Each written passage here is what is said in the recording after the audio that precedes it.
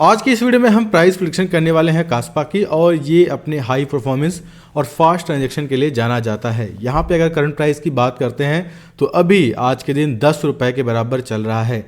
ऐसे में काफ़ी सारे लोग इस क्रिप्टो में इन्वेस्ट करना चाहते हैं और काफ़ी सारे लोग जानना चाहते हैं अगर 1000 रुपये मेरे कास्पा में लगते हैं आज के टाइम में तो आने वाले 10 से 15 दिनों में या फिर एक महीने में वो 1000 रुपये कितने में बदल जाएगा। चलिए इसके बारे में हम जानते हैं। तो यहाँ पे मैं क्या करता हूँ, पहले कास्पा की यहाँ पे सप्लाई ट्रैक करता हूँ, कहाँ पे इसको सबसे ज्यादा सप्लाई मिली है, क्या मार्केट कैप रहा है। इसके हिसाब से हमें ये समझने में आसानी होगी कि किस जोन में कास्पा पे सप्लाई मिल सकती है और वहां पे हमें प्रॉफिट मिलेगा। फिर उसके बाद हम चार्ट पैटर्न पे वो चीजें ड्रॉ करने वाले हैं। तो अगर हम अभी बात करते हैं तो इसका मार्केट कैप 2.99 बिलियन के आसपास है, जहां पे बात करें लगभग 3 बिलियन के आसपास है।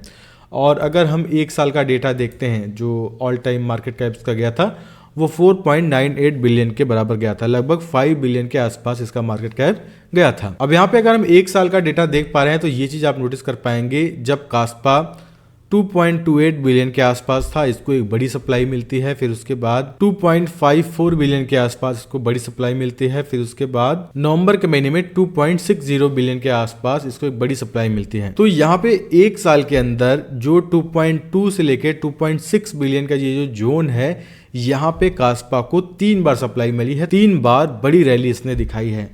और अभी हम बात करते हैं, अभी इसका मार्केट कैप है 2.99 बिलियन के आसपास। इसका मतलब ये है कि कास्पा उस जोन में पहुंच रहा है जहां पे इसको तगड़ी सप्लाई मिल सकती है, थोड़ा सा करेक्शन और इस कॉइन में फिर से बड़ी रैली आ सकती है। अब अगर हम डेटा की बात करते हैं, पिछले एक साल का डेटा देखेंगे तो यहाँ पे फरवरी के महीने में इसको सप्लाई मिली जहाँ पे बड़ा प्रॉफिट दिया, फिर जनवरी के महीने में इसने बड़ा प्रॉफिट दिया, फिर नवंबर के महीने में इसने बड़ा प्रॉफिट दिया है। अब यहाँ पे हम क्या करते हैं, इसके चार्ट को ओपन करते हैं। यहाँ पे आप देख पाएंगे अभी ये पहुँच गया है उस जोन पे जहाँ पे इसको अच्छा सपोर्ट मिला है। डेली टाइम फ्रेम में भी चलते हैं, ठीक है, तो ये आप देख सकते हैं डेली टाइम फ्रेम में भी ये उसी जोन में है जहाँ पे इसको सप्लाई मिली है। यहाँ पे एक बड़ा प्रॉफिट के बाद ये डंप किया था, जहाँ पे 1 फरवरी में इसको सप्लाई मिला था, उसके बाद मई के महीने में सप्लाई मिला, उसके बाद नवंबर के महीने में सप्लाई मिला, वापस से करेक्शन आया है। ये दिसंबर तो ख़त्म होने वाला है, जनवरी के महीने में इसको वापस से सप्लाई मिल सकती है। तो ओवरऑल अगर हम अभी समझ पा रहे हैं तो जो कास्पा है ये एक बेस्ट जोन में है जहाँ पे इसको सप्लाई मिल सकती है। और आई थिंक ये हमारा वो टोटल जोन होने वाला है जहाँ पे कास्पा की बाइंग बढ़ेगी, कास्पा को सप्लाई मिल सकता है। और आई थिंक अगर हम डंप की बात कर रहे हैं इस जोन में तो कास्पा में जैसे कि करेक्शन आ ही रहा है और हम यहाँ पे सेलिंग प्रेशर भी देख रहे हैं, 100% सेलिंग प्रेशर है। यहाँ पे लगातार लोग कास्पा में बेचे ही जा रहे हैं। ओवरऑल 10 से 15% का डंप ये कास्पा में और आना ही आना है, और 10 से 15% का डंप का मतलब इसका मार्केट कैप 2.6 बिलियन के आसपास पहुंच जाएगा। जैसा कि हमने देखा है ये हुआ है, हिस्टोरिकल डेटा के हिसाब से मैंने एक साल का दिखाया है, इसको 2.2, 2.5, 2.6 बिलियन का जोन पे एक अच्छी सप्लाई बार बार मिली है। अब यहाँ पे अगर हम बात करते हैं तो इस जोन में आने के बाद इसको यहाँ पे बाउंस मिलेगा, ये ऊपर जाएगा। तो ऐसे में कुछ यहाँ पे रेजिस्टेंस भी है और यहाँ पे अब हम रेजिस्टेंस को भी ट्रैक करते हैं थोड़ा। तो ओवरऑल इसका जो हमेशा एक रेजिस्टेंस रहा है, मतलब ये यहाँ से नीचे नहीं आया है, यही पूरा जोन है जहाँ पे एक बार इसको रिजेक्शन मिला, फिर दूसरी बार रिजेक्शन मिला।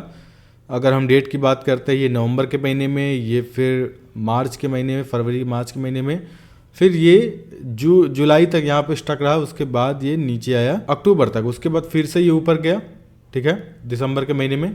तो ओवरऑल अगर हम बात करें जो विक वाला एरिया है, ये जो जोन है ये विक वाला एरिया है, यहाँ पे तो तुरंत इसको रिजेक्शन मिल रहा है। बाकी ये जो हमारा रेजिस्टेंस है ये हिस्टोरिकल डेटा के हिसाब से बेस्ट है, जहाँ पे इसको डंप मिला ही मिला है, मतलब यहाँ पे इसको रिजेक्शन मिलेगा और ये बाय चांस हो सकता है विक बना दे, ठीक है। तो ओवरऑल यहाँ पे 2 हमारे पास रेजिस्टेंस है जहाँ पे मैं मार्क करता चला जाऊँगा। एक ये पहला है जहाँ पे आई थिंक ये सबसे स्ट्रॉन्ग रेजिस्टेंस है और मेरा ऐसा मानना है यहीं पे सबको सेलिंग करना ज़रूरी है। ये हमारा होने वाला है 1 से 2 मंथ का बाइंग, जहाँ पे अगर आपको कैशफा मिलता है तो आप बाइंग कर सकते हैं। बाकी ये जो हमारा जोन होने वाला है ये टोटल हमारा जोन होने वाला है सेलिंग वाला, मतलब यहाँ पे अगर ये कॉइन जाता है तो आपको बेचना ही पड़ेगा। देखिए जब पंप आ जाएगा तब मैं वीडियो नहीं बनाऊंगा। अभी देखिए ये आई थिंक चाहे तो आप इसी प्राइस पे बाय कर लो या फिर थोड़ा सा और करेक्शन आने दो। उसके बाद कैस्पा में आपको आराम से 80 to 100% तक का भी रिटर्न मिल सकता है।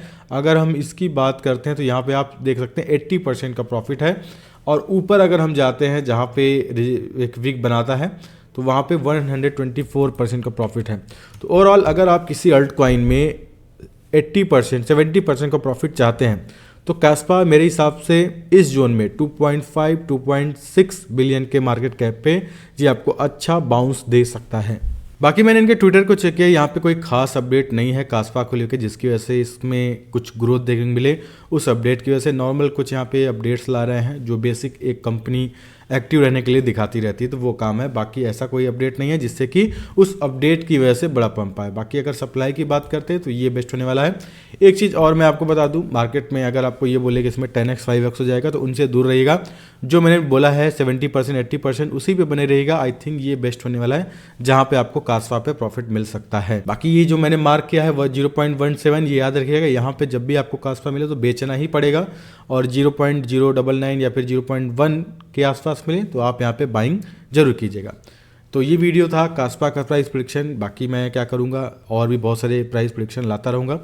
तो फिलहाल आज की इस वीडियो में दोस्तों इतना ही है। आऊँगा नई वीडियो में अच्छे टॉपिक के साथ, तब तक के लिए धन्यवाद।